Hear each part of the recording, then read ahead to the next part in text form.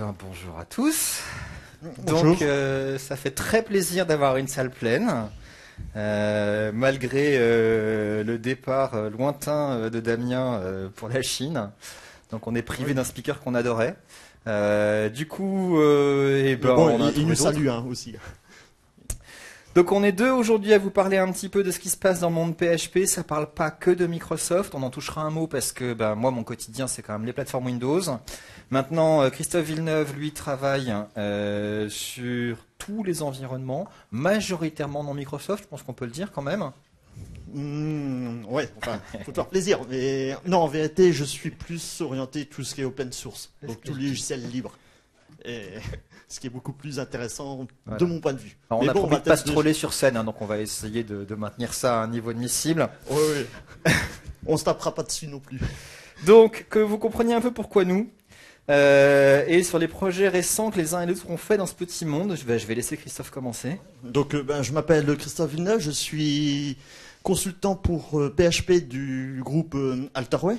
Donc Alterway, c'est une société open source orientée à un 360 degrés. Donc on fait aussi bien de l'hébergement, du développement, de la solution, de la formation, etc. Je suis aussi auteur de différents livres, entre autres principalement de tout ce qui est applicatif. Donc sous forme d'aide, mais en niveau livre, donc touchant aussi bien du PDO, du MySQL et toutes sortes de bases de données. Je suis trésorier de l'AFUP, l'association de PHP, de Drupal, de MySQL, donc User Group, donc c'est le MUG, et de MariaDB aussi. Je m'occupe de PHP TV. Et puis aussi, j'ai les deux partenaires qui sont venus aussi sur scène, qui n'étaient pas trop prévus, mais bon, ce sont les éléphants. Donc les mascottes, donc il y a du bleu, il y a du rose, et ils attendent les futures familles d'accueil. Et peut-être de nouvelles couleurs en préparation pour juin, mais on peut rien dire avant, c'est ça? C'est ça, mais bon, pas sûr.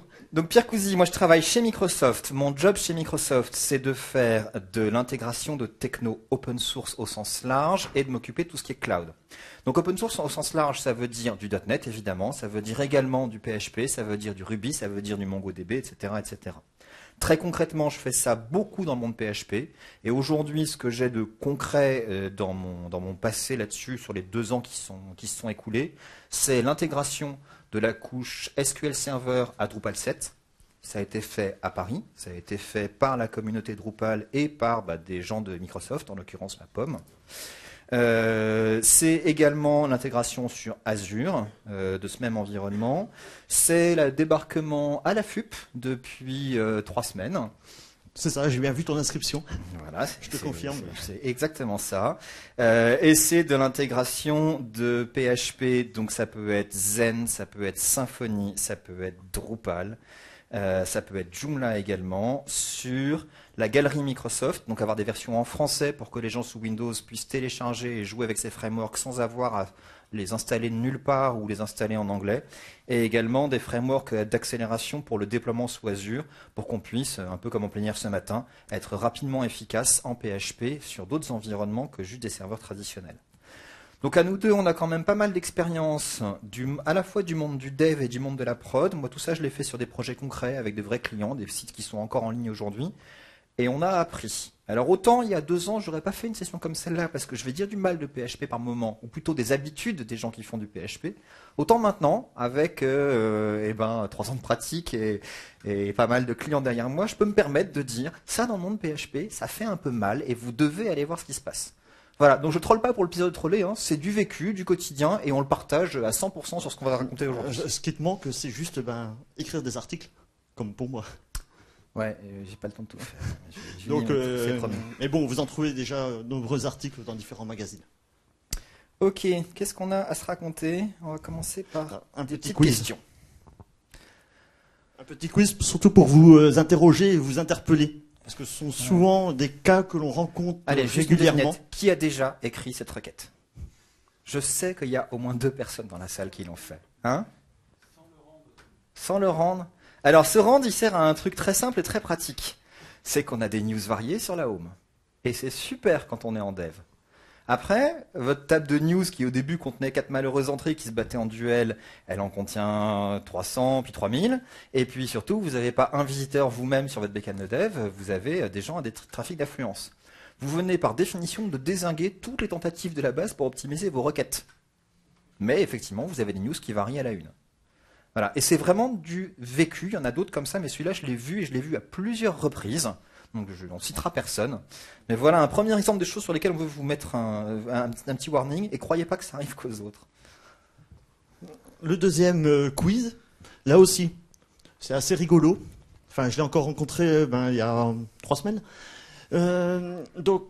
C'est en gros, vous faites une select login. Donc, c'est un formulaire d'identification. Ensuite, après, vous refaites la même requête, mais pour faire un test du mot de passe. Ensuite, après, vous effectuez une vérification, voir si c'est les mêmes valeurs, et aussi si c'est bien un string et que les deux sont identiques. Et à cette étape-là, vous allez commencer à refaire encore un nouveau select. Le select qui permet d'appeler le login et le mot de passe. C'est-à-dire que là, vous vous retrouvez directement avec 3 requêtes, alors qu'on aurait pu le faire en une seule. Donc là, c'est très facile, on est tranquille, il n'y a qu'un formulaire d'identification. Mais quand il y a beaucoup de trafic, la génération de tonnes de requêtes, il faut économiser la bande passante, il faut économiser l'accès au serveur. Donc là aussi, on rigole bien quand on voit et qu'on se penche surtout sur la performance. Voilà. Ça, j'allais pas de louper sur celui-là. Vous remarquerez qu'un grand expert est effectivement reconnu loupe quand même le fait qu'on stocke un mot de passe en clair dans une base de données. Oui, aussi. Je t'avais prévenu. Oui, je sais. Ok, celui-là, également c'est du vécu, il est très mignon. La réponse au problème qui est juste en haut, ma case orange, c'est d'utiliser un cache et de le rafraîchir périodiquement. Donc oui, vous sélectionnez vos news de façon aléatoire, et ensuite vous mémorisez pour 15 minutes, 1 heure, ce que vous voulez, et comme ça vous ne retapez pas en base. Vous ne courez pas dans l'ordre dans lequel vous faites ça. Si vous commencez par aller faire la requête avant de le mettre en cache au cas où, ça ne sert à rien. Et c'est aussi du vécu. Et je ne vais pas demander dans la salle, mais je sais de l'avoir vu aussi. Ah oui, le 4e. Ah, là, ça aussi, c'est assez rigolo. Donc, quand vous interrogez un développeur, ou n'importe qui a effectué un test, donc on lui pose la question, c'est corrigé? Il va vous répondre, bien sûr, c'est corrigé. Tester? Bien sûr, oui, la page fonctionne. Eh bien, c'est bon, on peut déployer. Le résultat, c'est que il n'y a plus rien qui marche. Ouais. Si, la page, elle marche encore. C'est vrai, la page marche encore. Mais bon, les tests sont souvent oubliés. Même juste un test utilisateur. Mais faire un test global du site, c'est déjà pas mal. Et surtout, par exemple, afficher une home page, après ça, c'est déjà beaucoup. On parlera un petit peu d'industrialisation en fin de session là-dessus, mais il y a des problèmes fondamentaux. C'est pas de la faute de PHP, mais PHP a une caractéristique qui augmente ça énormément. C'est un environnement interprété dans lequel, du coup, il n'y a pas de phase de compilation qui va faire du warning initial. Alors vous pouvez les mettre, vous pouvez vous forcer à les avoir, il y a du PHP Lint, il y a plein d'outils pour ça, mais c'est aucune obligation. Donc effectivement, vous corrigez une page, vous testez la page, si elle a pété d'autres trucs, vous ne le saurez qu'en allant voir les autres trucs. Si vous prenez un Java, je vais pas dire du .NET, mais si vous prenez n'importe quel environnement qui fait une compilation complète, vous payez un prix, c'est super lourd de se taper une compilation complète, et ça les gens de PHP le savent très bien, parce qu'ils ont cette agilité, mais vous avez des petits garde-barrières qui sont là par défaut, qu'il faut acquérir vous-même dans le monde PHP. Bon, maintenant qu'on a juste pris ça en intro, on va faire un petit tour. Alors on s'est pas mal gratté sur l'ordre dans lequel on allait faire ça. Et ça, c'est la grosse ligne directrice de la session d'aujourd'hui. Avec les gros points, donc les incontournables, les dépendances, l'applicatif, la production. Donc ce sont les gros secteurs qui sont importants à prendre en compte lorsqu'on veut attaquer un projet, quel qu'il soit. Et principalement, là, en PHP, donc... Tu vois que c'est sympa, c'est moi qui les slides peut passer. Allez, donc on commence par, en gros, les gros cailloux, ceux que tout le monde va rencontrer dans sa vie de développeur PHP. Et ceux-là, il y a des trucs qui sont évidents, et il y a des trucs qui sont beaucoup plus vicieux, qui sont planqués derrière. Donc on va parler un petit peu de ça pour qu'en tant que développeur, vous soyez sensibilisé à ces trucs-là. Et en tant qu'admin, vous compreniez comment ça marche un développeur dans sa tête lorsqu'il fait n'importe quoi. Alors allons-y. On va commencer un peu sur la partie outillage. Normalement, c'est assez consensuel, la partie outillage. On va pas trop se compliquer la vie, mais on va voir ça ensemble. Donc, qu'est-ce qu'on a là-dessus à prendre en considération? Concernant la prise en compte des outils, il faut déjà choisir, lorsque vous êtes en équipe, le système d'exploitation. Donc, la majorité arrive avec leur système d'exploitation. Donc, la majorité que l'on peut trouver, c'est Linux, Mac, Windows. À ma connaissance, il n'y en a pas trop d'autres. enfin tous les anciens ont disparu ou ne supportent pas l'environnement web. Ensuite, il vous faut un environnement embarqué, donc un AMP. On va dire, entre guillemets, quand on est sous Windows, un AMP c'est quand même un petit peu utile. On a des IMP aussi, hein, on peut prendre IIS. Mais bon, quand on est sous un environnement, on va dire libre, donc MAMP ou un environnement Linux, quelle que soit la distrib, on a déjà des paquets préinstallés. Donc en faisant un apt-get, vous pouvez l'installer. Là, on a pris l'exemple de sous Windows, donc sans se fatiguer, vous téléchargez, il y a du WAMP Server, du EasyPHP, du XAMPP, MAMP, enfin différents environnements qui sont compatibles. C'est-à-dire que vous avez un ensemble d'outils, un serveur Apache, une base de données et un langage. Tout ceci vous permettent de pouvoir réaliser votre projet, le comité, et de faire tourner dans votre ordinateur cet aspect web. Ouais, donc là-dessus, en pratique, quel que soit l'OS et quel que soit l'environnement de développement que vous utilisez, si vous êtes au carré sur la version de PHP et les extensions que vous utilisez, le php.ini, il paraît que ça suffit et tout va bien marcher, ce sera identique d'une machine à une autre. Alors c'est pas vrai, et c'est pas vrai pour deux raisons. La première raison, c'est sur la partie éditeur. Si jamais vous utilisez un Notepad, TextMate ou assimilé, il n'y a pas de souci, c'est vous qui faites tout, c'est que de la configuration, c'est que du texte et tout est entre vos pattes. Si vous prenez un IDE plus complet, il va vous fournir un framework, un cadre de travail, une façon d'organiser les devs, etc., etc. Et là, vous devez harmoniser. Donc c'est le seul petit warning en apparence, c'est lorsque vous choisissez un environnement de développement, vous avez intérêt à regarder exactement quelles sont ces structures de projet par défaut, pour que les gens qui ne les ont pas puissent comprendre de quoi ça parle. Et je dis ça pour les gens qui travaillent en entreprise et qui bossent avec des indépendants. C'est là que c'est fondamental de les prévenir et d'avoir une petite doc interne sur voilà comment nous on fait un déploiement et voilà la structure par défaut d'un projet vierge. Donc ça c'est juste sur la partie IDE. Ce qui est plus gênant, c'est ce que j'ai raconté au début en disant a priori si c'est le même OS, si c'est la même version de PHP, si c'est la même extension, on devrait être tranquille. Oui, tout marche. Enfin. Ok, on y va. Donc on va commencer par la version de PHP. Un petit warning. Alors on l'a mis là parce que il est très visible sous Windows, mais enfin c'est à vous de voir. Il y a eu une rupture sous Windows fondamentale entre PHP 5.2 et PHP 5.3x. C'est le compilateur qu'on utilise derrière. C'est le format des extensions, c'est la performance, c'est la sécurité globale. Bref. PHP 5.2, si vous allez sur php.net, on vous dit c'est mort, c'est oublié, il faut arrêter, lâchez-le. Oui, c'est plus maintenu. Hein. C'est plus maintenu. Enfin voilà, débarrassez-vous-en. Sous Windows, c'est encore plus vrai. Donc on va vous le dire et le redire sur la session. Lâchez PHP 5.2. Sous Windows, c'est impératif pour des raisons de performance et de sécurité. En règle générale, vous êtes sur un framework pas maintenu. Petit complément, il y a encore des gens, je sais, qui sont encore en 5.1 et en version 4. Donc là aussi, il faut penser à migrer ou à vous faire assister pour pouvoir évoluer vos projets. Donc ça, c'est le premier warning qui a l'air évident. Les versions majeures de PHP, ça fait une différence. En fait, c'est vrai. Il y a aussi des différences liées à l'OS. Elles sont heureusement pas nombreuses. Donc la partie 5.2, 5.3 là que je viens de vous citer sous Windows est très importante. De vieilles histoires vicieuses de longueur max de chemin sous Windows sur les vieilles versions de PHP lorsque le nom de fichier est en Unicode. Bon, il reste des petits détails comme ça, mais globalement aujourd'hui, côté OS, vous ne rencontrerez pas de différence. Version majeure, c'est évident. Version mineure, et ça a l'air beaucoup plus facile à ignorer.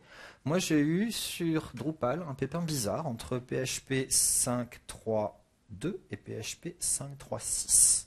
Et ce qui m'est arrivé, c'est qu'une exception qui était levée de façon silencieuse par un driver PDO en 5.3.2 devenait un truc qui butait le runtime PHP en 5.3.6. Parce que la gestion des erreurs avait changé. Ça, il n'y a aucun moyen de s'en rendre compte. Même un framework de test unitaire bien foutu loupe ces choses-là. Donc sachez qu'aujourd'hui, le passage de version mineure est beaucoup moins innocent qu'il n'y paraît, et vous ne pouvez pas juste claquer des doigts en disant ça passera. Donc, que ce soit majeur, OS, ou même version mineure, vous allez devoir prendre vos précautions, et ça c'est plutôt pour les environnements de prod. Ça veut dire que sur la prod, vous ne changez pas de version de PHP à la légère. En dev, on fait ce qu'on veut. Hein.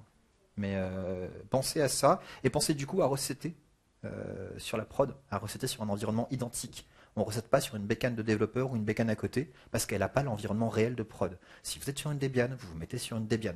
S'il y a la telle version, vous prenez telle version. Si vous êtes sous Windows et que vous avez installé ça, vous réinstallez la même chose.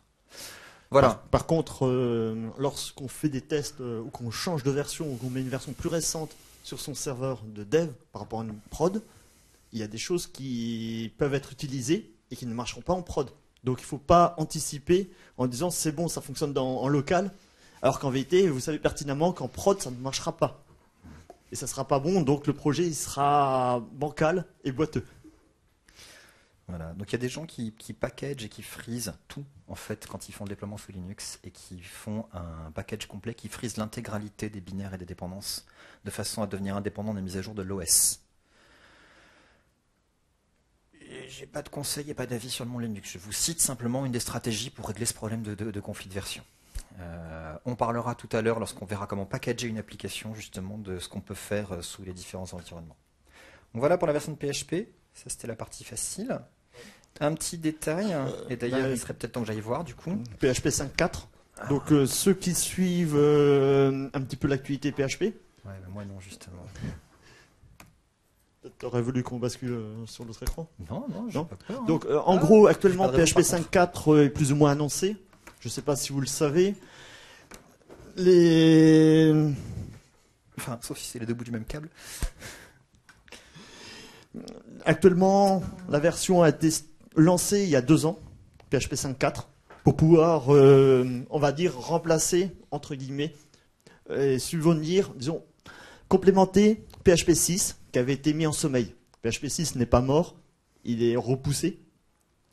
Mais actuellement, on privilégie PHP 5.4, puisque là, actuellement, la dernière version qui est sortie le 2 février, c'est la RC7.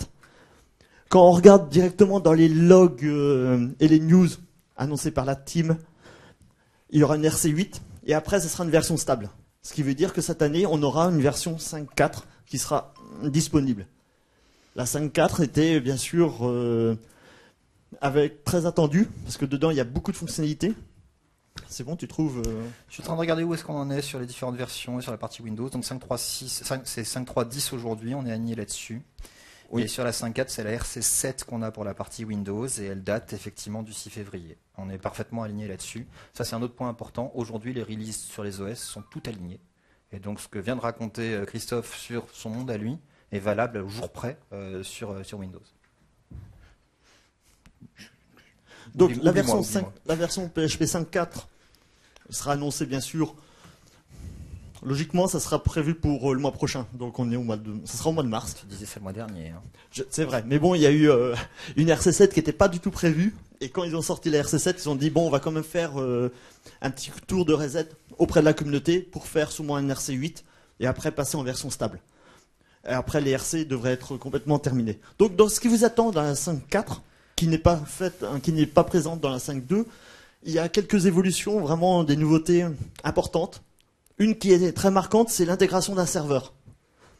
Un serveur HTTP pour le développement. Ouais, c'est bien précisé dans la doc. Hein. Vous êtes des fashion victimes, vous vous êtes fait avoir parce que fait Ruby, ça servait à rien. Donc, c'est vrai. Pour ma part, je privilégierais d'utiliser un AMP qui existe déjà, de ce qu'on a pu voir tout à l'heure, par rapport à utiliser cette fonctionnalité. Bon, bien sûr, ça peut toujours dépanner. Il y a une ligne de commande à installer, et puis c'est bon, vous avez votre propre serveur. Ça marche, c'est merveilleux, mais bon, il faut se rappeler que c'est juste pour le développement. Hein. Non, mais c'est le truc magique qui crée une élévation potentielle de privilèges et un trou potentiel parce que maintenant l'exé est capable de s'ouvrir sur un nouveau port. Moi, ça me rend nerveux de fournir dans le runtime la capacité de se remettre sur le port 8200 sans rien demander à personne. Ben voilà, j'aime pas ça. L'autre gros changement, grosse nouveauté, c'est l'apparition des traits. Les traits, c'est une autre méthode de programmer. Donc c'est une programmation, on va dire, orientée horizontale. On a l'habitude de programmer en classe, en objet, donc c'est une programmation verticale.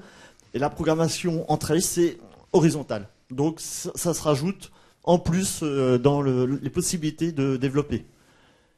L'autre particularité, c'est... C'est la deuxième horreur. C'est la deuxième horreur, faut être honnête. Il y avait une bizarrerie quand même au début, c'est que les niveaux de reporting de PHP étaient un peu absurdes. All, c'était pas tout. Bah d'accord, mais on avait appris à vivre avec ça. Et là, à partir de maintenant, E-all c'est tout. Et donc tous les gens qui utilisent E-strict vont se retrouver un peu embêtés parce que E-strict va devenir obsolète, j'imagine, à la prochaine version. Pour l'instant, elle est intégrée, donc j'ai pas trop fait de tests dessus, j'ai pas trop regardé. Donc c'est à prendre, on va dire, un petit peu avec attention. Il faut faire attention lorsque vous utilisez le strict.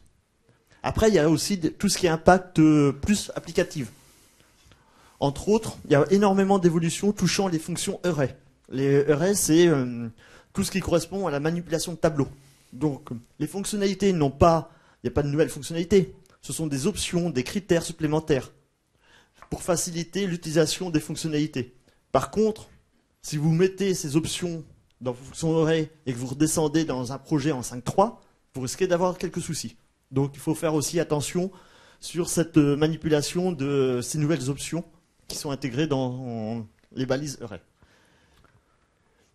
L'autre point qui est aussi intéressant, c'est on va économiser de la mémoire en désactivant, disons, tout ce qui est l'envoi de données à partir d'un formulaire post. À moins que tu sois... Non, tout le décodage, non, je n'ai rien à dire là-dessus, c'est une bonne chose. Et au niveau impact Windows... Donc ça, c'est ce que j'ai montré tout à l'heure parce qu'effectivement, oui. Je savais qu'on était en période de release. Donc nous, on l'avait préparé à l'époque juste sur la RC6 du coup, puisque la RC7 n'était pas encore sortie. Et on ne savait pas s'il y en aurait une 5.4, une vraie, ou une RC N+1 à vous montrer aujourd'hui.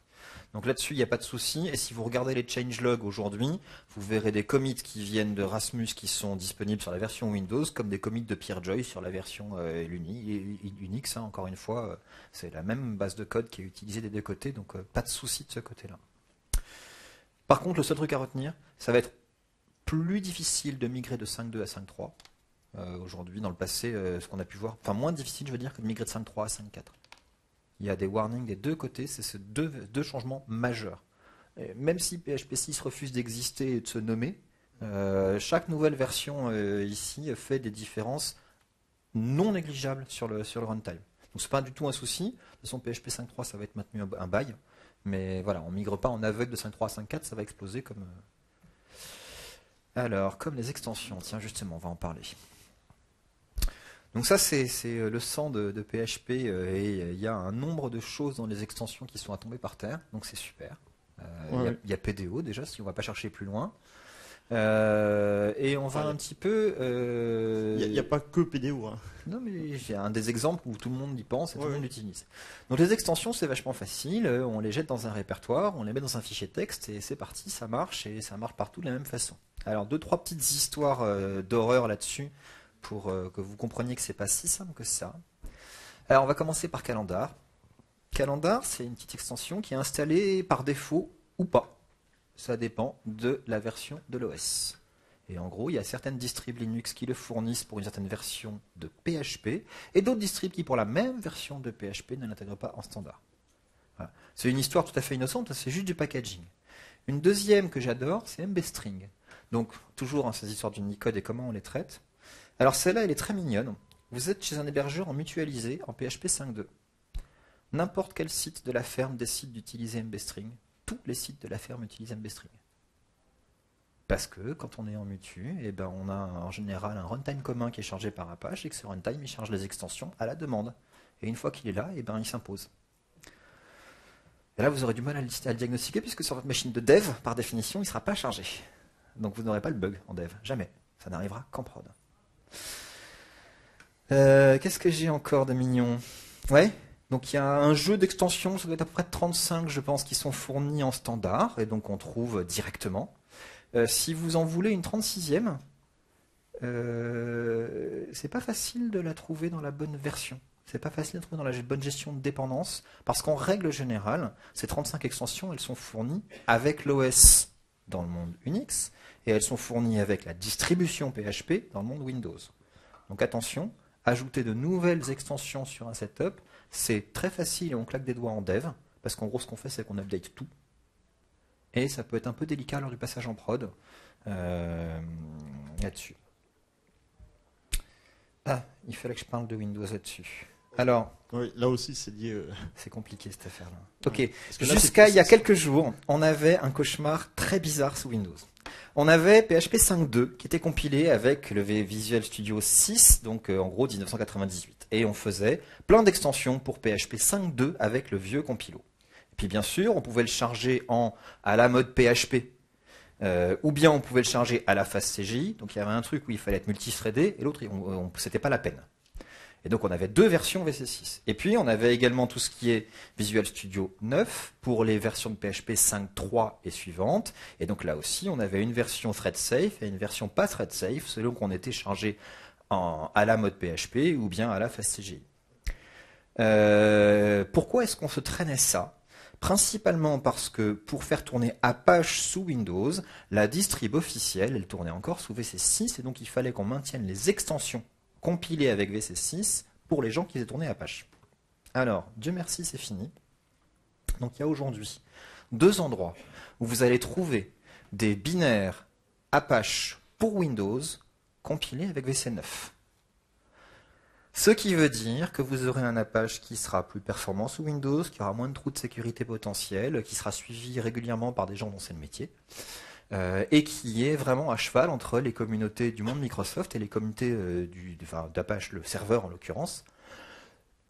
Donc, oubliez VC6, oubliez toutes ces vieilles extensions. Ça sera systématiquement des extensions compilées par VC9.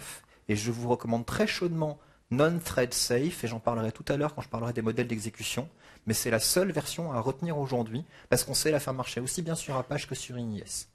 Voilà. Et du coup, on n'a plus ces 4 versions parmi lesquelles choisir. Si vous allez sur la homepage de Pierre Joye, vous allez découvrir sa collection d'extensions improbables où à chaque fois, il fournit 4 ou 6 versions en fonction de ce que chacun pourrait utiliser au quotidien. Bien sûr, ça c'est lié vraiment que sous Windows, pour la partie développement. C'est bien. Vas-y, tape un peu. Donc voilà pour les extensions, c'est facile. Et voilà des petites horreurs sur les extensions qui prouvent que c'est pas aussi simple que ça. Et du coup, on va avoir 2 façons de traiter ce problème. Donc on va commencer par la tienne. Ah oui. Donc au niveau extension, lorsqu'on est sous Windows, donc là c'est les extensions liées avec ce que j'ai pris, c'est Warm Server. Ouais. Donc on a toute la liste. Et avec ça, on peut faire tourner PHP sans problème, avec Apache et tout l'environnement. On peut les activer, donc on les active en un clic, ça redémarre l'OS, enfin le logiciel, et puis c'est bon. Et on a le minimum, et que donc tout va très bien pour la partie développement. Et ce qu'on n'a pas besoin, on peut quand même les cocher, parce qu'au cas où on en a besoin, on peut quand même toujours les utiliser. Non ? Ok, donc on a le grand fan du monde Linux et open source qui dit vous les gardez, vous cliquez droit, vous cliquez gauche, vous gardez tout sur tout et puis c'est l'IHM. Moi, voilà ma version du monde. Ça s'appelle Notepad. Et ça, c'est mes php.ini. C'est ceux que j'utilise au quotidien. Donc à gauche, celui qui est fourni gracieusement par windows.php.net, qui est le PHP.ini complet que vous aimez tous, que vous ne lisez jamais, qui est commenté, qui a des paramétrages d'extensions qui n'existent plus dans tous les sens. Et à droite, il y a celui que j'utilise pour mes déploiements de tests sur Azure. Je connais le sens de chacune de ces lignes, je sais pourquoi chacune d'entre elles est nécessaire et je suis capable d'argumenter avec un mec en prod en disant celle-là je la veux, celle-là je la veux, celle-là je la veux, celle-là je la veux. Alors ensuite il va me dire oui mais chez moi c'est pas des 2 points, chez moi c'est pas Dublin, chez moi c'est pas ça, je veux telle extension à la place de l'autre, on peut négocier ensemble. Mais il y a quoi? Il y a 15 lignes, je les connais par cœur et c'est ce que tout développeur devrait être capable de faire. Si ça pouvait aller dans la doc, ça serait une vraie merveille. S'il pouvait y avoir une vraie gestion des dépendances en disant voilà ce que j'utilise et pourquoi je l'utilise, les admins vous béniraient. En pratique, c'est pas le cas. Mais si vous pouvez au moins vous livrer à l'exercice de faire maigrir votre php.ini jusqu'au moment où une seule ligne que vous enlevez pète votre application, vous aurez fait 80% du boulot que l'admin voudrait vous voir faire.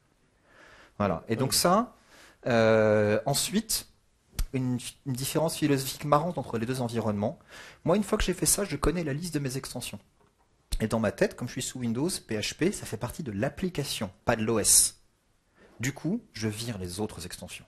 Je me dis, c'est plus petit, ma surface d'attaque potentielle est restreinte, parce que c'est un composant de l'appli. Dans le monde Unix, PHP c'est un composant de l'OS, et donc on ne va pas se permettre de toucher un composant de l'OS qui peut être remis à jour périodiquement par d'autres processus, et c'est tout à fait légitime. Donc ça c'est une différence à laquelle il faut s'attendre, soyez pas effarés par ça. Vous trouverez des gens qui disent je dézingue toutes les extensions que j'utilise pas, et des gens qui disent je t'interdis de les supprimer. C'est très normal, et ça vient en gros de la philosophie d'un OS versus l'autre sur ce qu'est PHP. Est-ce que c'est un runtime ou un composant de l'OS? Au niveau nombre de lignes, moi le mien, il est un peu plus long que ça. je vous rassure. Enfin, c'est Pas pas beaucoup. celui à gauche, hein, mais il y a quelques fonctionnalités, quelques options qui sont quand même importantes. Là, ici, il n'y en a pas trop, mais... Là encore, j'ai abusé parce que j'ai gardé l'extension native pour SQL Server et l'extension PDO pour SQL Server. Normalement, j'en ai qu'une seule sur un projet donné. Non, moi, je joue beaucoup avec tout ce qui est memory, tout ce qui est la mémoire, et là, il n'y a aucune ligne touchant cette partie-là. Je me fais des machines plus grosses, moi.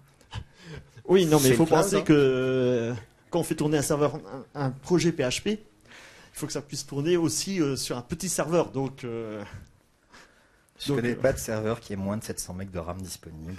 Ça n'existe plus. si. On parle des années 90 là.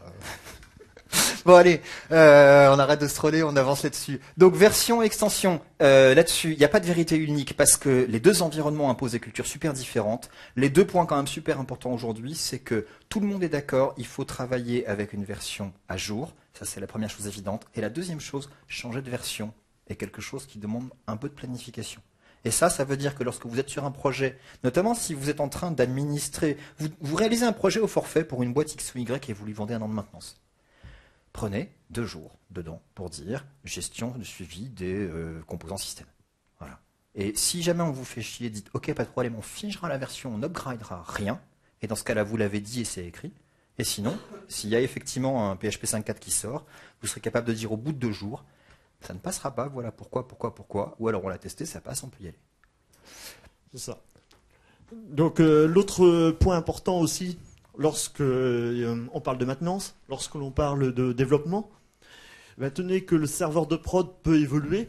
Logiquement, on est au courant, enfin en tant que développeur ou en tant que chef de projet, mais des fois on n'est pas du tout au courant parce qu'il y a eu une autre personne qui est intervenue en disant on va faire ci ou ça, et on peut avoir d'autres conséquences. Donc il est important d'enregistrer et de mémoriser PHP info. Donc là, celui-là, on va dire, il est obsolète puisque la 5.3.10 est sortie il y a quelques jours. Bon, il n'y a aucun impact sur... il y a juste le nom qui a changé et puis un correctif important. Ouais. Mais en gros, il est important de garder une version, une source de votre version de PHP info. Ce qui vous permet que dans 6 mois, 1 an, de se rappeler exactement quel PHP info ou quelle version, quelles extensions ont été installées et utilisées. Et la devinette, vous savez pourquoi celui-là on le sauve juste après la mise en prod? Parce que si vous laissez un PHP info sur une machine de prod, vous allez avoir d'autres soucis. Voilà. Donc c'est très bien. Au moment de l'install, vous documentez ça et vous le mettez dans un pack de documentation. Voilà. Et on a besoin de cette information. Quelle était la config du serveur et la config où on a fait la mise en prod? C'est une info qui vous servira. On passe sur l'appli maintenant, on oublie un petit peu ça. Ouais. Donc sur l'appli, on a quoi? C'est l'autre gros point aussi. Enfin, c'est le deuxième gros point. Donc ça va plus s'orienter vraiment applicatif. Paramétrage. Et entre autres, on va commencer par le paramétrage. Alors, je vais essayer d'être équitable, donc je vais bâcher à peu près tous les frameworks. On va commencer par faire un petit peu le cahier des charges de ce qu'il nous faut lorsqu'on veut paramétrer une application avant de la mettre en prod, ou en pré-prod, ou en test, ou en machin, ou en truc, etc., etc. Il va nous falloir N environnements, et pour chaque environnement, on va avoir un jeu de paramètres spécifique. Très bien, c'est le b.a.-ba, et c'est quelque chose qu'il faut que vous trouviez dans vos applications, même si tel ou tel framework ne vous le propose pas forcément. Deuxième élément, il se peut que vous ayez des zones fonctionnelles, donc il y a des zones où on va définir les paramètres base de données, des zones où on va définir les paramètres de cache, des zones où on va définir des paramètres de sécurité. Donc c'est pas absurde d'avoir 2, 3 fichiers de configuration distincts qui reprennent tout ça.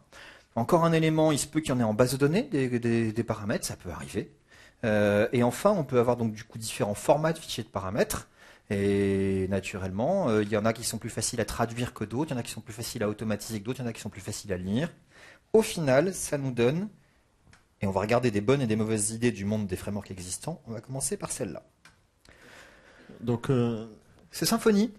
C'est très bien. Donc Symfony a bien des distinctions par environnement, vous voyez config, config dev, config prod, routing, routing dev, etc., etc. Même le test. A bien également des grands domaines d'application, vous voyez la config, le routage, etc., etc. Ça va peut-être un peu trop loin, Symfony, parce que ça, je vous montre un des répertoires de configuration de Symfony, il y en a plusieurs, et pour chacun des fichiers, j'ai quand même 3 formats de configuration. Quand vous connaissez bien Symfony, c'est pas un souci. C'est vraiment pas un souci. Parce que vous vous tenez à un mode de fonctionnement et uniquement à un. Quand un nouveau développeur débarque dans votre terrain de jeu, il panne rien. Surtout si ce n'est pas un expert de Symfony. Ça va trop loin. C'est très bien, ça apporte une puissance énorme, et pour des gens qui pratiquent et qui connaissent bien Symfony, c'est très agréable. Pensez au fait qu'une des forces de PHP, c'est qu'on trouve des développeurs partout, avec du coup des jeux de compétences extrêmement variés. Donc je trouve, c'est mon opinion tout à fait personnelle, que c'est plein de bonnes idées, qu'il y en a juste un peu trop pour une application concrète. Pour le 2, oui. C'était au 2 que je parlais. Deuxième, c'est le regroupement des paramètres. Donc ça, c'est WordPress. C'est WordPress, c'est mon petit WordPress de ce matin d'ailleurs. Ce WordPress-là, il a un truc sympa, c'est que dans le wp-config, vous allez trouver les autres paramètres, parce qu'il n'y en a pas énormément là-dedans. Il y a wp-config, il y a settings qui donne quelques infos complémentaires, et puis c'est en base qu'on trouve la majorité des infos. Juste un truc insupportable.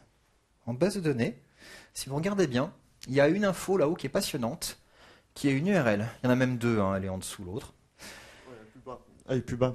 Et comment est-ce que vous faites pour avoir un environnement de prod et un environnement de dev et faire le switch entre les deux si la suite de la configuration elle n'est pas accessible depuis les fichiers de configuration? Et là, ça s'appelle chacun garde ses moutons. Et donc, lorsque vous avez des informations de config en base de données, elles doivent jamais être dépendantes de la localité, de la nature du déploiement que vous manipulez. Pas d'infos qui soient forcément pour de la prod dans la base de données. Dans ce cas-là, les URL spécifiques à la prod, elles vont dans le fichier texte. Voilà. Attention à ça. Hein. Et ça, c'est une problématique encore plus fréquente qu'on le croit quand on a ensuite des gens qui font des mises à jour. J'ai pas bâché Drupal, j'aurais dû passer une slide sur Drupal qui explique ça un petit peu. Mais c'est un peu différent, mais bon, non, là, ce sont que 3 exemples qu'on a pris. J'en ai encore un. Oui, j'en ai un dernier. C'est ça le 3e. C'est Joomla. Alors, Joomla, il est super. Donc, les paramètres sont regroupés. C'est différencié ou différenciable par environnement de déploiement, parce que c'est juste un fichier, donc on peut les changer, etc. Il y a juste un truc, c'est que c'est pas un fichier texte, ce truc-là. C'est pas du tout un fichier de texte. Il est human readable à la limite, vous pouvez pas l'écrire facilement. C'est le résultat de la serialisation des pages d'assistant de l'installation de Joomla. Et donc ça veut dire que modifier ça à la main, c'est pas si simple. Il y en a parmi vous qui ont déjà installé Joomla? Quelle est la dernière phase de l'installation d'un Joomla? Est-ce que vous pourriez, s'il vous plaît, aller à la main effacer ce fichier de votre répertoire serveur? Il n'y a pas d'automatisation du passage en production sur une première install de Joomla. Il faut aller se connecter à la main. Il vous file un truc à copier-coller dans les fichiers de config et il vous dit effacer. Ce qui est bien, parce qu'ils disent qu'il ne faut pas que ce soit quelque chose accessible en écriture par le site. On va limiter la surface d'attaque. C'est une super idée. Ce qui n'est pas bien, parce que, effectivement, sur la partie automatisation et configuration, il y a une faiblesse à cet endroit-là. Alors, on ne les bâche pas gratuitement. Si chacun a essayé et chacun a échoué à avoir un truc parfait, c'est qu'il n'y a pas de bonne solution. La configuration, c'est un problème ultra compliqué. Et ça devient encore plus compliqué lorsqu'on prend en compte les données générées par les utilisateurs et les données de structure apportées par le développeur. Du genre, et donc ça c'est Drupal, je rajoute un module. Rajouter un module dans Drupal, c'est 2 choses. C'est aller poser des choses sur le file system et c'est aller poser des choses en base. Drupal vous propose une série de hooks permettant d'automatiser les modifications sur l'un ou sur l'autre en fonction de ce qu'on a fait sur l'autre ou sur l'un. Selon les critères de sélection et de configuration. Ça demande 3 ans d'études, ce truc-là. C'est compliqué. C'est vraiment compliqué. Pour l'utilisateur, non, c'est tout simple. Oui, enfin, les développeurs qui s'en mettent plein les poches parce que ça prend des jours et des jours savent que c'est compliqué. C'est pas compliqué exprès, c'est juste qu'il n'y a pas de bonne solution. Donc quand vous planifiez une application, si vous êtes sur un framework, vous suivez la voie du framework. Si vous n'êtes pas sur un framework, pensez à ces 2 problèmes-là dès le début. Et le plus important, c'est comment se fait la migration lorsque vous avez des données de production de référence qui ne peuvent pas changer et vous avez des changements apportés en base à cause du développeur. Si vous pouvez mettre 2 bases différentes, c'est génial. Si vous pouvez l'isoler autrement, c'est super. Si vous ne pouvez pas, regardez ce que font les uns et les autres pour contourner ça. Les données. Là aussi, c'est un autre point important à prendre en compte. Ouais.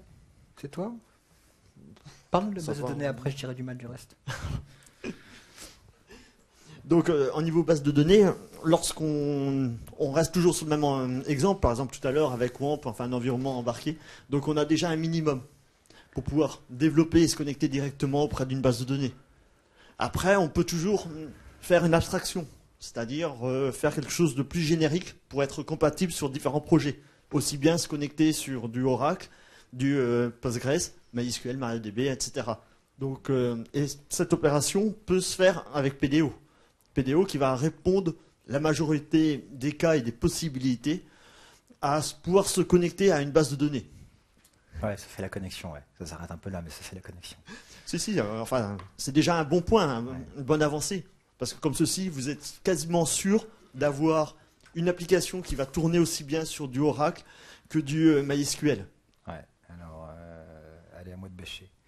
Donc, rapidement, PDO apporte la connectivité de votre code jusqu'à la base de données, et c'est vrai que ça manquait, c'est vrai que ça s'est enfin normalisé, ça a existé pendant des années, tout le monde s'en foutait, les frameworks n'en servaient pas. Aujourd'hui, tous les frameworks commencent à s'en servir, donc si vous démarrez votre propre appli from scratch, ou si vous prenez un framework, PDO, c'est la façon de travailler. Ça, c'est les bonnes nouvelles.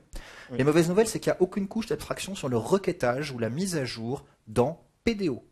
Est-ce qu'un auto-incrémenté est une séquence, est un machin, est un truc, etc. C'est de la sémantique pour PDO. Il s'en fiche. À vous d'envoyer les requêtes et lui, il les transmettra. C'est pour ça que, quand vous faites votre code, oui, vous allez avoir une petite couche, donc en l'occurrence c'est du Drupal, une petite couche qui fait la liste des différences. Oui, vous allez avoir une petite surcouche qui écrit les requêtes. Alors ça peut s'appeler un ORM, et dans ce cas-là, c'est pas vous qui l'écrivez, ça fait plein de choses. Ou ça peut s'appeler ma requête underscore MySQL, ma requête underscore machin, à vous de vous débrouiller. Mais vous allez devoir de toute façon prévoir une zone où il y aura un peu d'adaptation.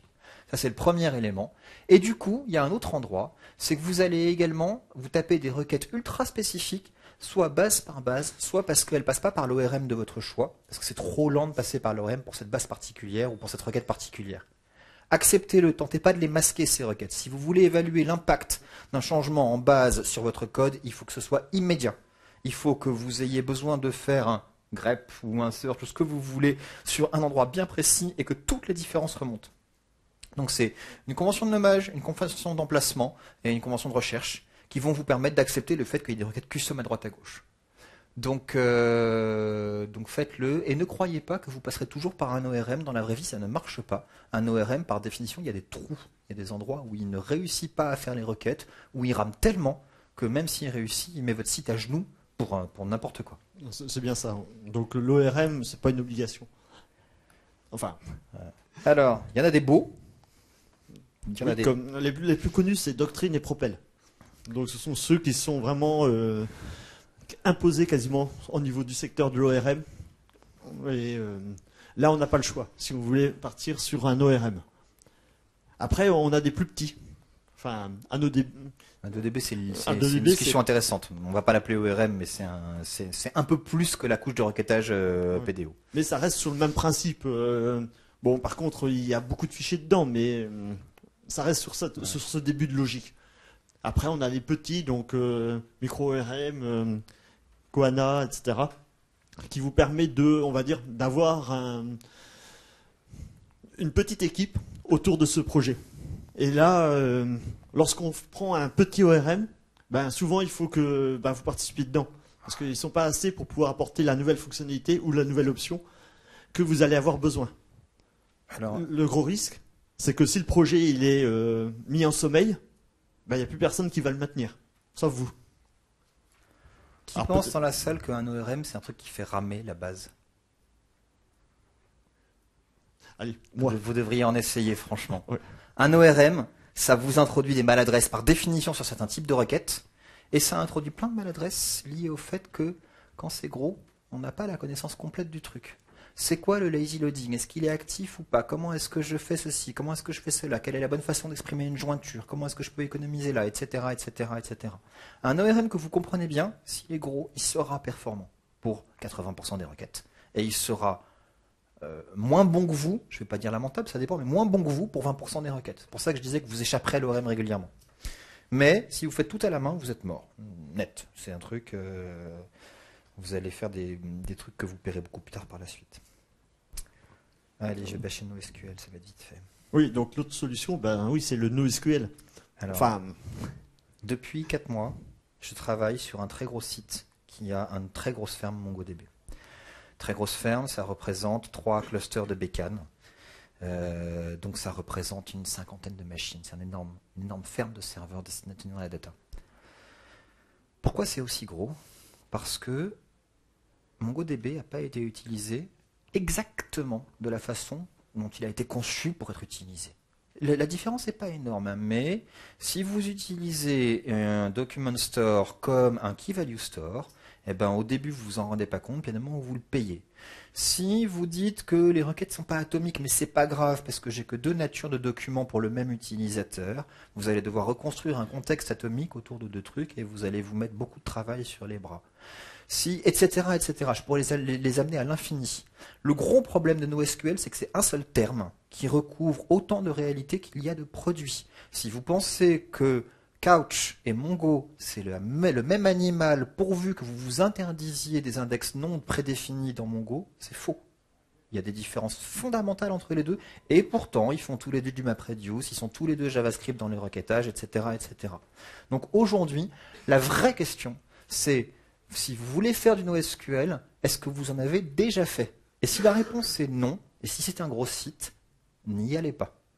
Faites-vous d'abord les dents sur un premier site et apprenez comment ça marche. Et apprenez pas une variante. Apprenez une variante et n'utilisez plus que celle-là, jusqu'au moment où ça pète et vous avez fait le tour.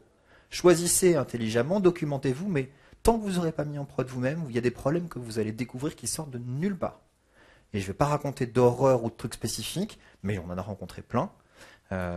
Et on n'est pas des bleus dans ce domaine-là, quoi. Enfin, Après, souvent, NoSQL est coupé avec une base de données. Mais bon, la partie NoSQL, c'est vrai qu'il faut faire attention, comme n'importe quel type de base de données, parce que c'est très vite fait de déraper. Oui.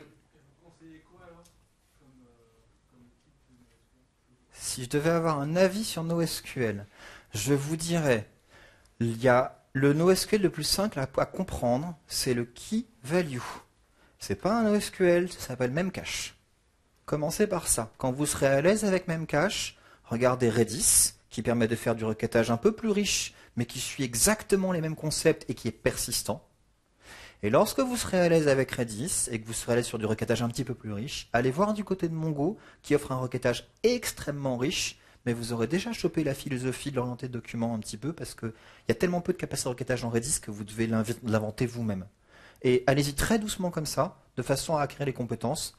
Voilà, partir bille en tête sur Mongo ou Couch, faites-le sur un petit projet alors. Il n'y a pas d'autre truc. Hein. Quand on n'utilise pas de framework, on pourra partir sur la partie NoSQL. Alors, plusieurs choses. Si vous n'êtes pas sur un gros framework, vous avez donc ce qu'on appelle les micro-ORM, c'est des trucs, c'est des fichiers. C'est un fichier de 300 lignes que vous ajoutez, voilà, un require, vous êtes arrivé, et puis vous pouvez utiliser vos fonctions base de données. Donc, c'est pas un framework, c'est juste des helpers. Voilà, ils sont là, et ils vous permettent d'aller plus vite sur l'écriture des requêtes, ils automatisent les trucs chiants. Donc ça, c'est la première technique. Et la deuxième, pour le monde NoSQL, vous avez des extensions spécifiques à X ou à Y. Il y a un PHP Redis, par exemple, qui est très simple à utiliser et qui vous permet de rerouter toutes les sessions PHP sur Redis si vous avez une ferme de serveur.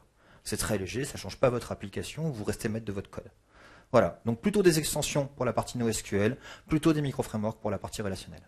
Par contre, vous avez un PDO NoSQL qui existe, mais là, sous WAMP, il faut aller télécharger, il y a beaucoup d'opérations à effectuer. Et c'est très expérimental. Ok, qu'est-ce qu'on a comme petit point à vous raconter en dehors de quelle version de l'OS, quelle version du runtime, comment documenter, etc., etc. Alors, la partie mise à jour. Ah oui, la mise à jour. Ah oui, là aussi, c'est très important. Et là, c'est très courant et on le voit très régulièrement. Lorsqu'on fait surtout une mise à jour d'une application, d'un projet qui est déjà en prod. Et là, vous dites, oui, c'est bon, je peux y aller les yeux fermés. En vérité, souvent, on oublie d'activer la page 404. Enfin, quand c'est un CMS ou un framework. Ou quand, dans le projet, la page existe. Parce que avoir une 404, pour un internaute, ça le choque. Et ça, c'est sûr. Non, c'est le 500 qui le choque. Bref, ouais. Bah, surtout quand tu fais une mise à jour, si. Non, mais j'ai des horreurs à raconter là-dessus. Oui, c'est un truc. Aujourd'hui, la plupart des frameworks ont une procédure de mise offline de l'application. Personne ne les connaît. Et quand je dis que personne ne les connaît, ça veut dire que lorsque vous êtes en train de papoter de tiens, il faudrait faire ça, il faudrait le faire maintenant, le mec dit pas de problème, on y va. et il est responsable de prod, et c'est pas lui qui a écrit la doc sur la mise offline, il la connaît pas. Et là aussi, hein, enfin, voilà. Donc les autres mises à jour, c'est celle du développeur, c'est plus compliqué. Juste un mot en passant, il y a beaucoup de bien à dire des gens qui déploient depuis le contrôleur de source. C'est une idée tout à fait intéressante. Avoir une branche particulière de son contrôleur de source qui représente l'environnement de production, c'est super.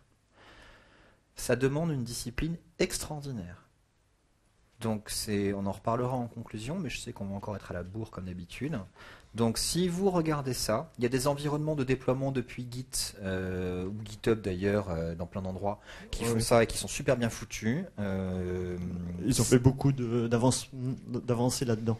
Voilà. C'est très bien, et c'est peut-être d'ailleurs la meilleure voie d'automatisation quand on vient du monde PHP, parce que les autres voies ont une espèce d'historique d'outils de contrôle de version, gestion d'anneaux, machin, etc. Et l'usine logicielle, que ce soit Maven par exemple dans le monde Java, ou Cruise Control, ou Cruise Control.net, ou TFS, ou machin autre, les deux gros environnements d'entreprise, Java et .NET, ils ont cette industrialisation, et donc ils sont arrivés au déploiement continu par le biais de la gestion d'anneaux en gros.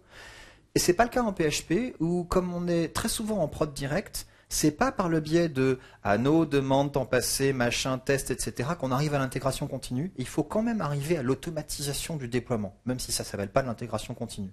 Donc sachez que le fait de faire un raccourci et de dire mon code contrôleur de source prod, c'est pas une horreur. Ça a beaucoup de sens quand on connaît la philosophie générale de PHP, même si ça zappe quelques étapes qui ont l'air indispensables. Et du coup, log et trace, ça c'est pour la partie prod. C'était les petites horreurs de maintenance. Des choses qu'il faut faire, on va dire, un petit peu attention lorsque vous êtes en prod ou que vous manipulez la production. Alors, juste... Parce que lorsqu'on manipule la production, ben, on est souvent, c'est du direct. Donc il faut penser que des personnes sont sur votre site internet ou sur votre projet, et il est très difficile et très délicat entre les créneaux horaires, entre les configs, de pouvoir bien manipuler et de mettre à jour tous les fichiers d'information et surtout ne pas tout bloquer. Alors je suis très déçu parce que je ne l'ai pas installé sur cette bécane. Donc je vous le montre quand même. Hein. Si vous allez chercher un truc qui s'appelle PHP Manager, c'est un petit contrôle pour IIS qui permet d'aller gérer complètement l'administration de son runtime PHP site par site. Donc ça permet de régler effectivement typiquement ces histoires d'instrumentation, de log, où est-ce que ça va, quel niveau, etc., etc. Ça vous donne la visu des extensions installables, installées, ça vous génère un PHP info à la volée. Ça vous permet d'avoir 3 versions de PHP différentes sur 3 sites différents sur le même serveur, etc., etc. C'est fait par le groupe IIS, hein. Donc c'est les gens d'IIS qui l'ont écrit ce truc-là. Ça existe en 32, 64 bits, c'est maintenu. Donc si vous faites du PHP sous IIS, téléchargez et installez ce truc-là. La bécane, j'ai tout viré pour la plénière, donc c'est la seule de mes machines où il n'est pas installé par défaut, quoi. Voilà, donc ça c'était pour le... J'y pense parce que ça vient de PHP Manager, ces screenshots. Donc ça c'était pour la partie log et trace. Ensuite, sécurité. Ah bah sécurité. Toi. Maintenant que je t'ai bâché, tu peux te venger. Non, on va pas quand même. Je vais quand même pas te descendre. Donc, au niveau sécurité, il existe énormément de trous de sécurité, quel que soit le projet, quel que soit le protocole ou quelle que soit la norme que vous allez utiliser.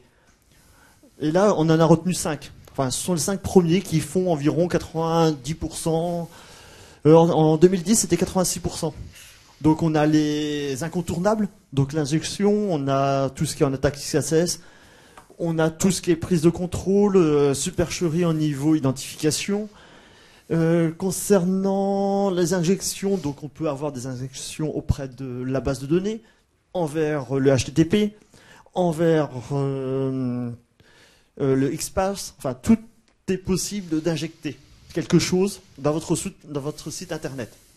Le plus flagrant, on va dire, c'est...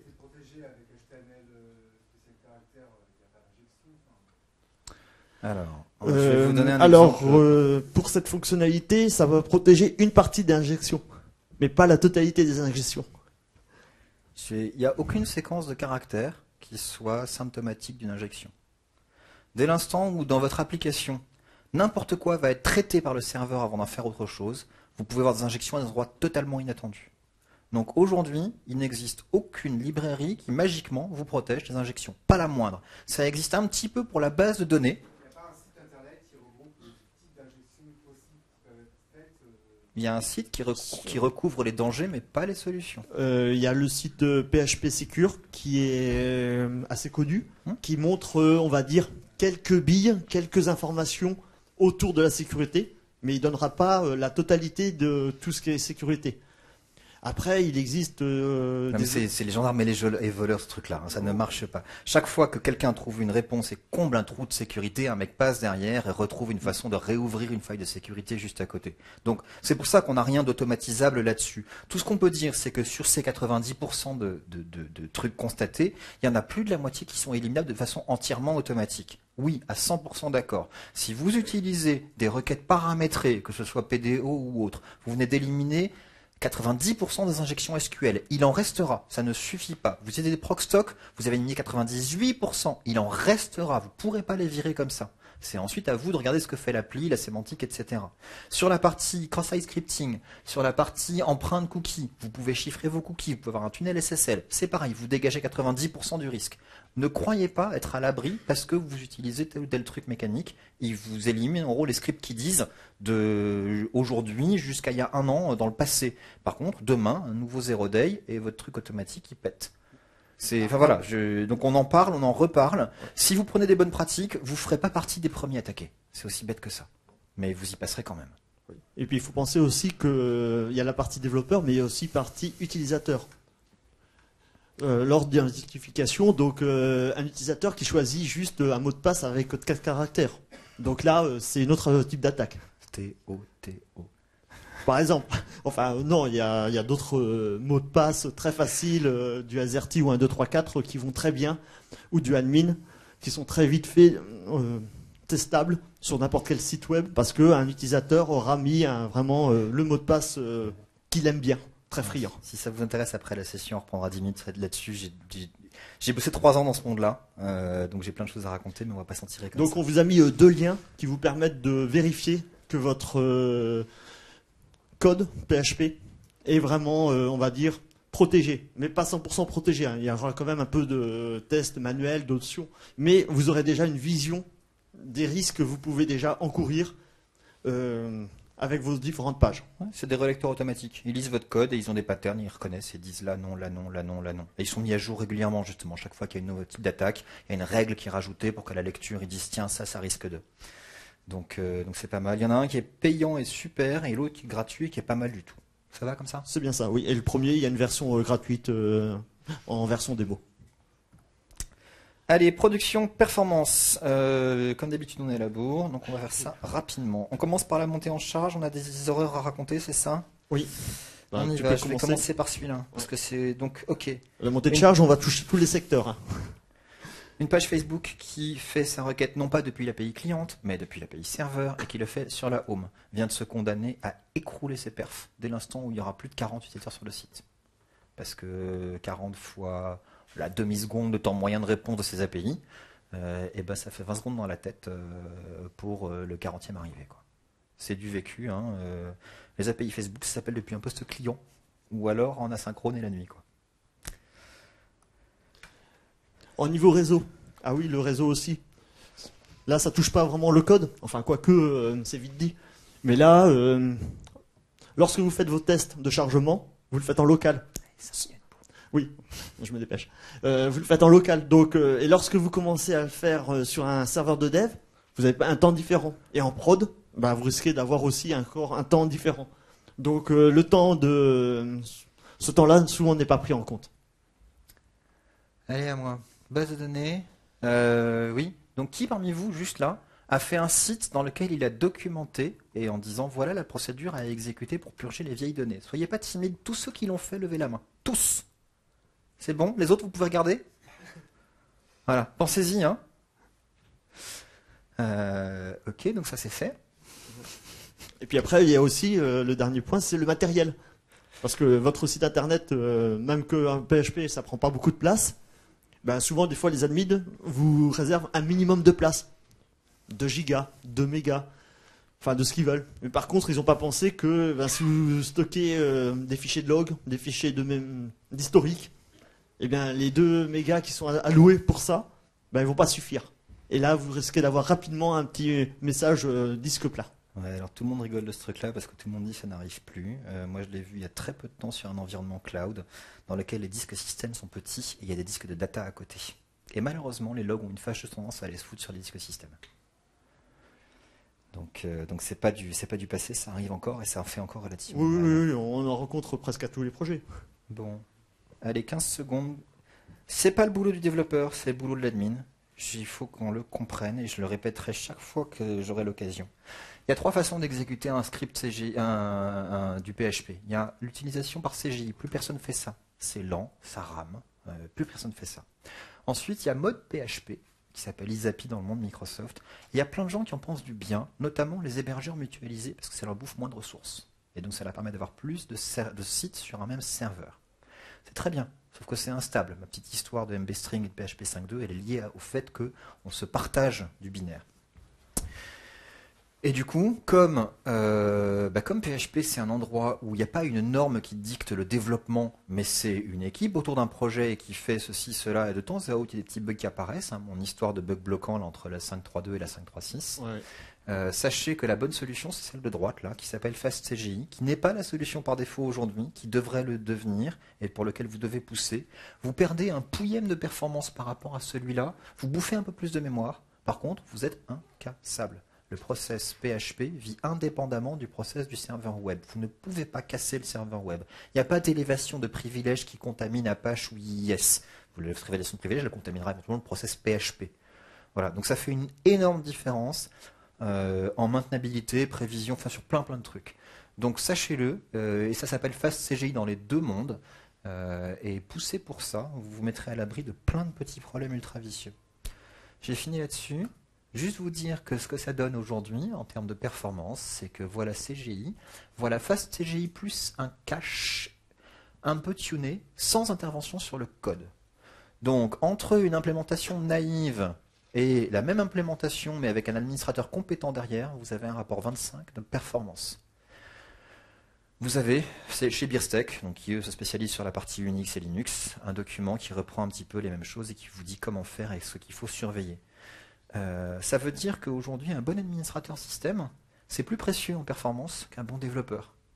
Alors, c'est un peu de la provoque, mais je vais insister là-dessus.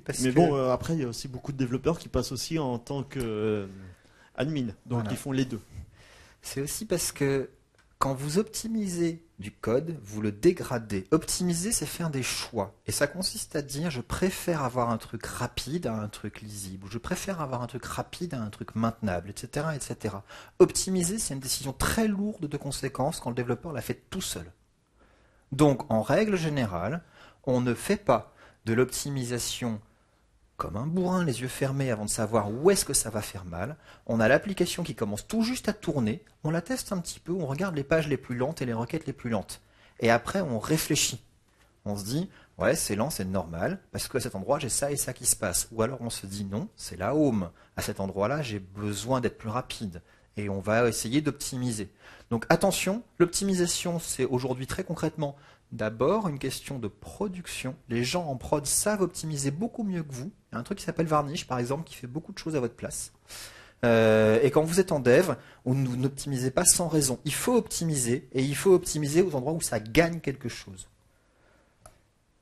Et là où ça gagne quelque chose, c'est là en fait. C'est tout ce qui est lié avec le cache. Par contre, le cache n'est pas tout le temps obligatoire. Enfin, on n'a pas relu ces slides. 90%. Il y a des fautes d'orthographe, il y a des gros mots. Ça ne sera pas webcasté la fin. Non. C'est bon. Non. Donc, au niveau cache, oui, il est important de mettre du cache. Si votre site, vos pages ne changent pas toutes les secondes ou toutes les 2 secondes. Par contre, le cache est important. Donc, vous en avez en interne, vous en avez en externe. Entre autres, le cache externe, c'est Varnish, Akamai, etc. Ouais. Vous pouvez faire des sessions liées avec du cache, vous pouvez le déporter, on peut faire beaucoup de choses. Ouais. Mais sur certains sites, des fois, c'est pas du tout utile. Les 2 sont importants. Donc, suivant votre projet, suivant l'optimisation, suivant ce que vous voulez faire, il faut faire attention avec le cache. 2 minutes là-dessus quand même. Ces cookies de session ici, c'est un point important. Lorsque vous allez brancher des caches automatiques, entre guillemets, derrière votre application, sachez que par défaut, ils sont prudents avec votre donnée et ils disent le flux anonyme, je peux le cacher, j'ai le droit de faire ça, c'est le même pour tout le monde. Le flux authentifié, a priori, il est personnalisé, je ne me permets pas de le cacher. C'est la décision d'Akamai, c'est la décision de Varnish, c'est la décision de la plupart des environnements de cache. Méfiez-vous du cookie de session. Si un cookie de session est présent dans une requête, ça revient à dire que ce contenu, il est personnalisé. Et donc le cache ne s'appliquera pas dessus. Méfiez-vous de ça comme de la peste. De temps à autre, le cookie, il est bêtement réexpédié, y compris sur les images. C'est idiot, hein, mais un cookie, c'est envoyé avec un domaine. Donc le serveur, le client, il le renvoie avec le domaine. Et donc vous vous retrouvez avec même vos images qui ne sont pas mises en cache par votre Akamai ou votre CDN. Voilà, donc sachez que les caches automatiques, entre guillemets, ils marchent super bien à condition de juste comprendre leur mode de fonctionnement et de les aider un petit peu. Il nous reste juste un tout petit truc sur le déploiement. J'en ai déjà parlé, donc on va aller super vite pour se laisser un tout petit peu de temps pour des questions. La seule chose à dire là-dessus, je suis sûr que ça reste, que c'est dit en une slide. Ah non, il y a 2 slides. Oui, il y a 2 slides. Oui. Ok. Je dis du mal d'abord. Sur un déploiement moderne aujourd'hui, vous ne devriez avoir ni SMTP ni FTP. C'est de la provocation, mais ça mérite que j'en parle.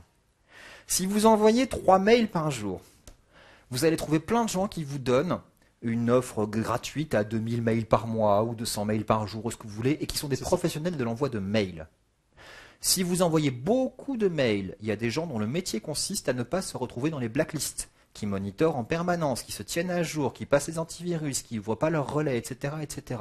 Si vous le faites vous-même, gérer un serveur SMTP, ça va vous bouffer 4 heures par semaine d'administration si vous avez quelqu'un de compétent. Tous ceux ici qui envoient du mail sur une quantité raisonnable savent que les alertes parce que les mails ne partent pas sont ultra fréquentes. Et que le nombre de mails qui ne parvient pas, ou pas au bon format, ou pas au bon truc, etc., sont très fréquentes aussi. Donc sachez que le mail, ça devient un métier tellement spécifique qu'on a tendance à essayer de le sortir du déploiement classique des applications PHP. Voilà, donc ça c'est le premier. Le deuxième sur FTP, c'est juste que FTP, c'est un trou de sécurité béant. Il y a plein de façons de déployer. Tout à l'heure, on parlait de déployer directement depuis le code source. Il y a 1001 autres façons. Il y a Chef, il y a Puppet, il y a Capistrano. Enfin, les techniques ne manquent pas. Si vous déployez en FTP, ça veut dire qu'en gros, vous donnez le droit à quelqu'un d'aller modifier le contenu du serveur web sans prévenir personne d'autre. Ça veut dire qu'il n'y a pas une norme, une référence, et qu'on fait juste un clone de ça vers la prod. Voilà, c'est ça. Si vous ouvrez un accès FTP, c'est littéralement ça que vous dites. Donc réfléchissez-y. Et la vraie solution, c'est d'automatiser. Maintenant, il existe de nos jours des nouveaux outils, enfin, depuis quelque temps, c'est pas de nos jours, des outils qui permettent d'améliorer, de déployer, enfin, des choses en automatique, pour éviter de retomber 10 ans avant. 10 ans avant, ça allait très bien parce que c'était moins répandu. Maintenant, on est de plus en plus interactif, dynamique, et que on copie, ça y est, c'est déjà en ligne. Donc il est important d'utiliser vraiment des outils, on va dire, qui vont vous aider à déployer, à corriger, à améliorer votre code source. Tout ceci, c'est disponible. Il y en a en gratuit, il y en a d'autres en payant. Tout est moi, disponible. les premiers déploiements que j'ai faits pour un vrai client, entre guillemets, ça date, hein, c'était il y a très très très longtemps. Et on me filait une disquette, on me dit tu mets tout dessus et demain on te dira comment ça s'est passé. Et c'est pas con, hein. C'est vraiment pas con. Et je connaissais pas l'environnement de prod plus que ça, quoi. J'étais obligé de tout documenter, dire attention, si jamais il y a ça, il faut faire ça, etc., etc., etc. Bon, heureusement, on sait faire mieux aujourd'hui, mais si vous avez que ça, enfin, prenez que l'USB à la place, quoi, mais faites-le. Au niveau documentation, vous pouvez vous appuyer sur PHPDoc, qui vous permettent de documenter toute votre source et votre code. Te mets pas devant ton... Ah voilà. oui. Alors, d'abord un grand merci, parce que je sais qu'il y en a qui vont vouloir courir. Donc, filez pour ceux qui veulent courir, et questions pour les autres. Ouais. Il y a des micros.